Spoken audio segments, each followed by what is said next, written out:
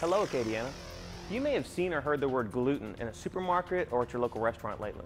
What is gluten? And should we be concerned if it's in our food? Let's find out. Gluten is a protein naturally found in a number of starches. Most notable are wheat, barley, and rye. Gluten can also be found in other hidden food additives like vegetable protein, food starch, malt flavoring, and other thickeners. In addition, some medications and supplements containing gluten as a binding agent. Is it harmful? It's important to note that, despite a widespread misperception, gluten alone is not necessarily bad for your health. It simply is. However, some people do have difficulty digesting gluten and therefore must avoid it. Between 0 and 1% of the U.S. population suffers from celiac disease. Celiac disease is quite serious as it results in abnormal immune responses to gluten. Those with celiac disease are unable to properly metabolize gluten, which causes an inflammatory reaction in the large intestine that inhibits the proper absorption of vital nutrients. The only current treatment for celiac disease is following a lifelong gluten-free diet.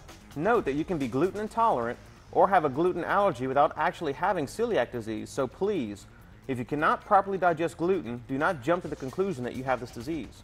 A person who cannot process gluten can still eat bread, pasta, and cereals as long as they're made with alternative starches. When committing to a gluten-free diet, you should not eat any grains containing gluten. Gluten-free choices include corn, rice, potatoes, soybeans, and grains like quinoa, flax, buckwheat, and wild rice. Most fruits, vegetables, meat, fish, and dairy products are also free of gluten. Other examples of food containing gluten are breads and rolls, pies and pastry crusts, muffins, bagels, pizza dough, and breakfast cereals.